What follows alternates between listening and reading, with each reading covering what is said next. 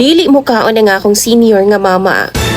Human matilawan ang batanong boy sa akong kuya. Ako si Sheila. 27 anyos ko, dalaga pa ko og bunso sa among 7 ka mag-igsuon. Wa pa ko maminyo DJ Sam pero na ako'y fiancé nga nakasampa sa barko karon. Sa Davao gid ko nagtrabaho. Dito na pud ko namirmihan. Ni pauli lang ko diri sa among lugar kay gitawagan ko ni kuya kay kailangan daw ko ni mama. Halos 1 week na siya nga dili mo kaon og tarong DJ Sam. Kay tungod na siya'y tao nga ginahandom. 3 ka buwan ang milabay. Niabot si mama ilahan ni kuya. Kini si mama man gud namo DJ Sam. Naglibot-libot ra ni sa iyahang mga anak kay tiguwang naman. Suri-suroy na lang ba, laglaag na lang. Karon diri na pud siya kang kuya DJ Sam.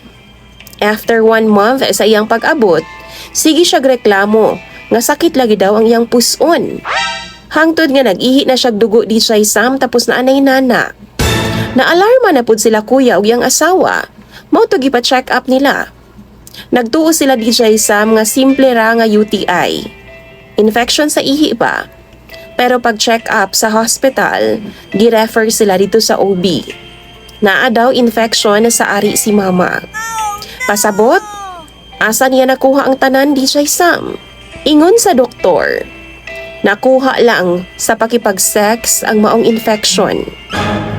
66 years old na si Mama DJ Sam. Wa na pud mi papa kay patay na dugay na.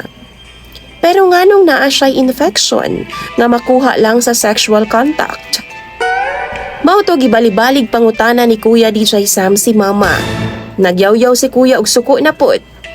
Deny pa kay si Mama DJ Sam. Pero kadugayan, niangkon siya. Nga uyab daw sila sa 19 anyos nga boy ni kuya. Wa kuya pi.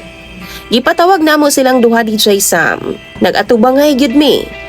Pero ingon pa ang boy ni kuya nga si mama lagi daw ang gapang-akit sa iyaha. Muadto daw sa iyang kwarto. Hubo na daw. Usahay, nakatapis daw og tuwalya og bag-o daw ligo.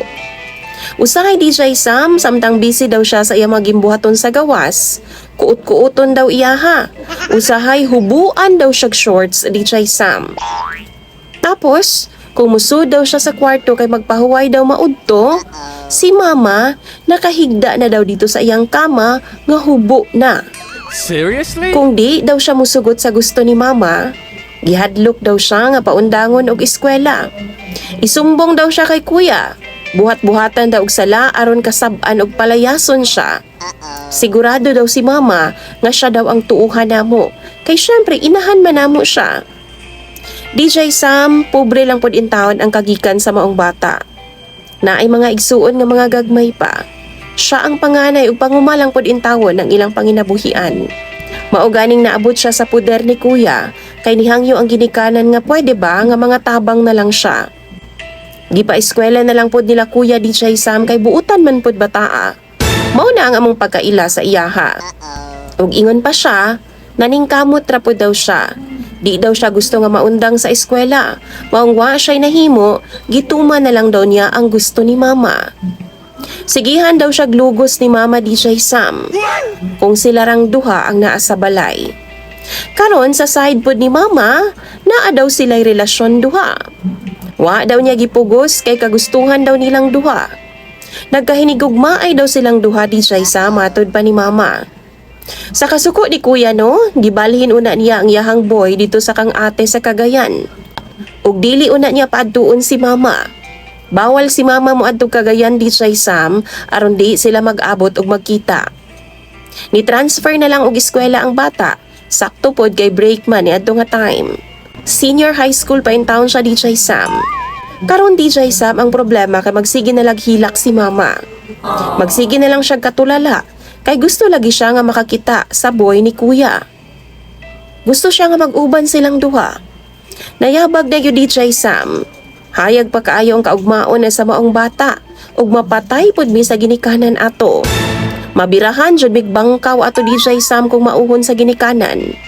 Dili gani namo paundangon ang bata DJ Sam kay tingalig unsa ikaingon sa mga ginikanan. Suko kayo nga akong igsuon ni mama. Akong ubang mga igsuon pod pagkabalo nila. Ug ako na lang ang nagpabilin nga misabot sa iyaha. Ako ang nag-atiman sa iyaha. Sige siya hilak DJ Sam sa ako nang gikaingon. Gakos-gakos sa unla ni Rafi.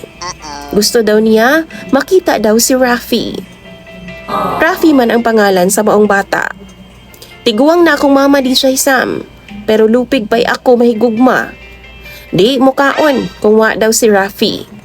Idulog-dulog pud niya ang unlan nga gigamit ni Rafi. Unsa bay angay ani DJ Sam?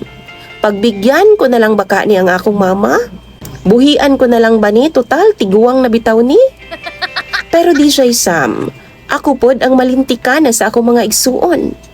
Isa pa, paniguradong istorbuhon na pud niyang bata didto nga nagsugod na pud baya og eskwela. Palihog daw bi, tambagi ko ninyo sa comment section. Imong sender DJ Sam og follower, Sheila.